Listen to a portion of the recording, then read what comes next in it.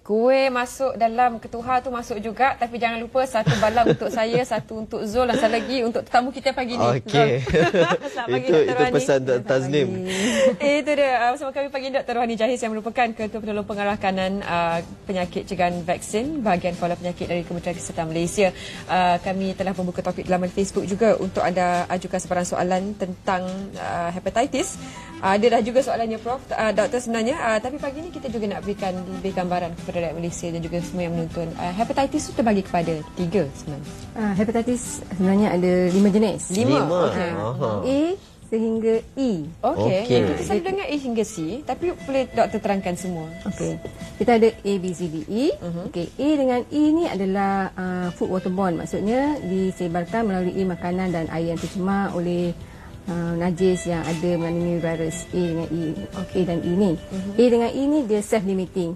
Maksudnya kalau dia kena jangkitan, dia tidak akan menyebabkan kronik lah. Maknanya dia pulih sendiri. Tapi yang kita risau ialah B, C dan D. B, C dan D ni boleh menyebabkan chronic hepatitis. Dan bila jadi kronik tu dia boleh menyebabkan cirrhosis, liver tu jadi kecut. Dan boleh menyebabkan kanser hati lah. Dan apa sebenarnya tanda-tanda yang bagaimana ujian yang sebenarnya kita lakukan untuk mengetahui kita mempunyai hepatitis atau tidak? Sebelum saya pergi ke ujian, macam mana virus B, C dan D ni disebarkan ya? B, C dan D ni disebarkan melalui infective body fluid, cecair badan yang mengandungi virus ni. Sama ada semen, air mani, darah. Ataupun untuk B ni dia boleh merebak daripada ibu kepada anak dalam kandungan. Ya. Jadi apa-apa aktiviti yang melibatkan terdedahnya seseorang kepada darah yang tercemar dengan virus ni akan menyebabkan individu akan dapat jangkitan lah. Contohnya macam orang ambil dadah kan, dia share jarum. Dia buat operation, ada contamination pada alat-alat ya. Lepas tu organ transplant. Tapi organ transplant sebenarnya kalau ikut prosedur perubatan yang ketat, dia akan buat screening untuk virus-virus ni lah, untuk pastikan memang dia free. Kerana nak tahu kita ni dijangkiti oleh virus tersebut ya. Satu, kita melihat kepada tanda-tanda dia lah ya. Apabila seorang itu kena jangkitan hepatitis, incubation period ataupun masa pengaraman virus ni bergantung kepada jenis, roughly dalam 1 ke 6 bulan. So dalam tempoh tersebut, apabila dia dah mengeram, dia dah matang kan, dia akan menunjukkan gejala pada yang mengidap ni. Basically sakit tu akan rasa letih, lesu sangat. Lepas tu dia rasa perut dia rasa tak selesa. Hati kita duduknya belah kanan. Jadi dia rasa hati dia macam perut dia macam senak. Lepas tu boleh dapat jaundice, kuning mata dengan muka kan, kuningan. Lepas tu dia boleh rasa tak lalu nak makan, loya. Dia juga pesakit kan yang kena hepatitis ni, yang dulu biasa isap rokok, bila dia kena hepatitis dia tak lalu nak isap rokok pun. Dia memang hilang selera makanan, hilang selera rokok. So B ada juga 90% yang kena jangkitan hepatitis B ni dia akan pulih. Tapi ada 10% yang jadi kronik. Yang jadi kronik tu yang kita bimbang lah, yang dia boleh menyebarkan penyakit pada orang lain dan juga mendapat komplikasi yang kita cakap tadi lah. Maksudnya kalau boleh pulih ni tadi, ada ubat-ubat tertentu yang perlu dimakan untuk pulihkan ya? Tak, dia pulih sendiri. Dia pulih sendiri? Ya.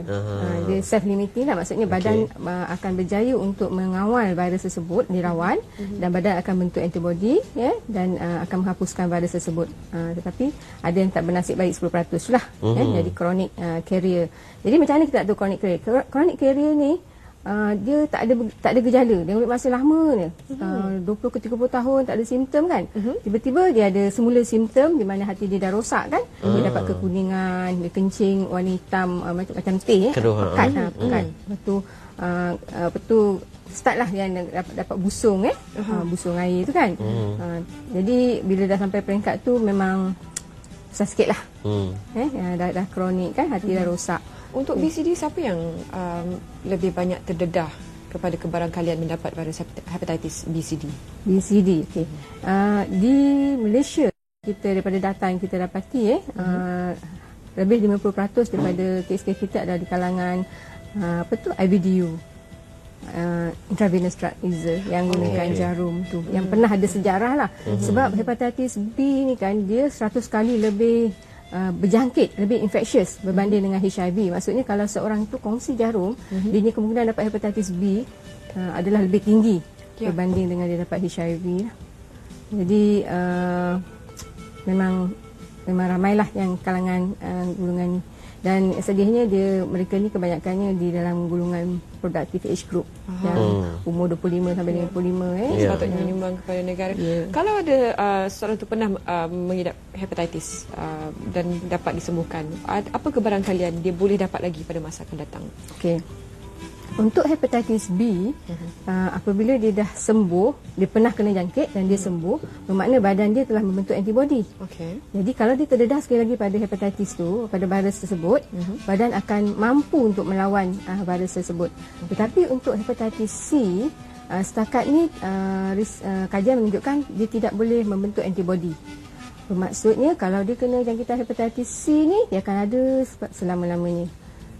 Dan buat masa ni memang ada rawatan di pasaran yang keberkesanannya hampir 80%, di mana apabila orang tu berjaya menghapuskan hepatitis C dari darah dia kan, keberangkalian untuk pulih tu untuk berbalik-balik kepada jangkitan tu adalah tipis sekiranya dia terus mengamalkan cara hidup sihat. Maksudnya dia tidak berbalik kepada amalan yang menyebabkan dia jangkitan dia lah. Okey. Tadi menyebut tentang hepatitis A dan juga E tadi berdasarkan pada pemakanan. Apa jenis-jenis makanan yang menyebabkan ataupun memungkinkan kita terkena?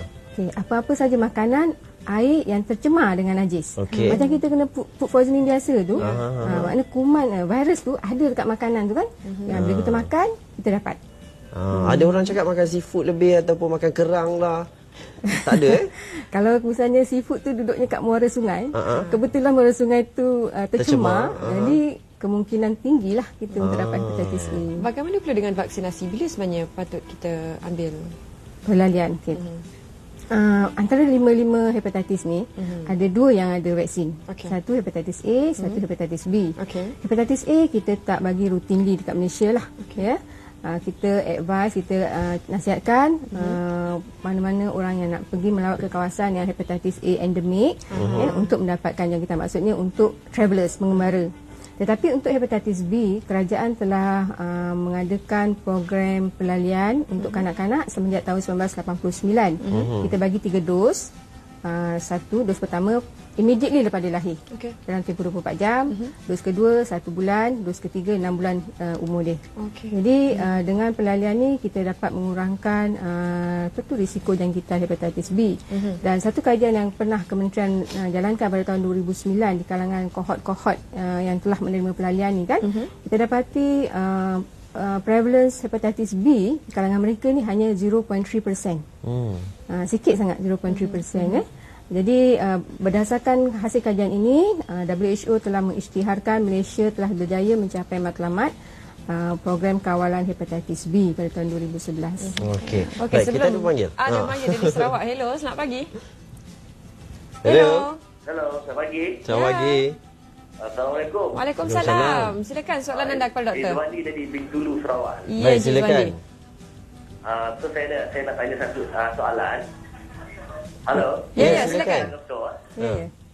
Assalamualaikum doktor. Waalaikumsalam warahmatullahi. Halo, assalamualaikum doktor. Waalaikumsalam warahmatullahi. So saya before tahun yang lalu saya pernah disuspek menghidap depresi. So selepas itu saya dapat rawatan daripada pihak kerajaan, hospital kerajaan. Saya mendapat suntikan 24 suntikan.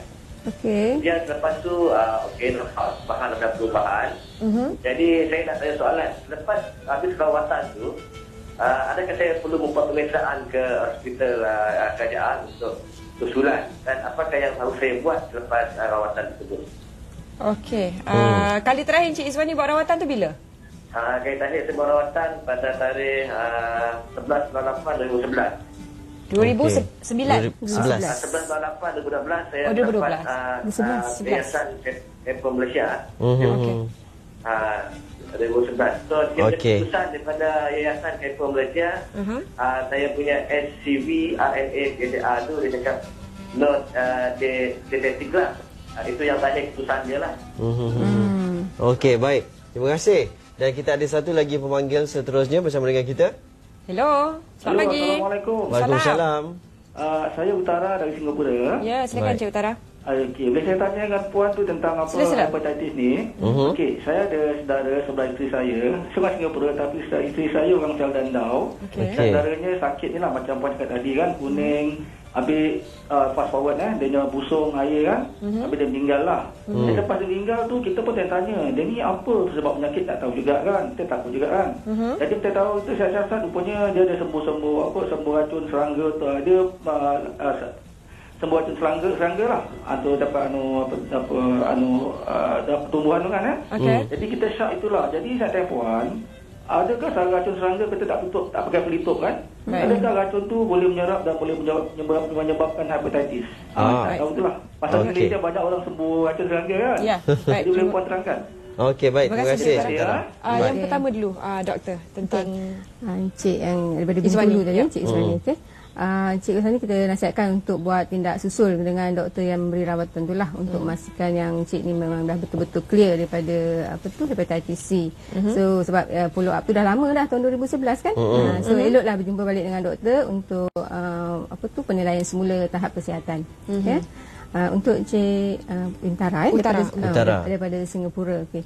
Sebenarnya chronic hepatitis ni yang ataupun masalah hati ni bukan haja disebabkan oleh virus hepatitis. Itu yang common lah, yang biasa. Tetapi dia juga boleh disebabkan oleh benda-benda lain. Sebab hati kita ni kan dalam badan kita macam kilang. Dia ni kerjanya mentoksify, membuang toksin-toksin dalam badan. Jadi katalah kalau kita termakan toksin, macam kadang dulu kan memang ada racun serangga yang digunakan boleh menyebabkan kanser.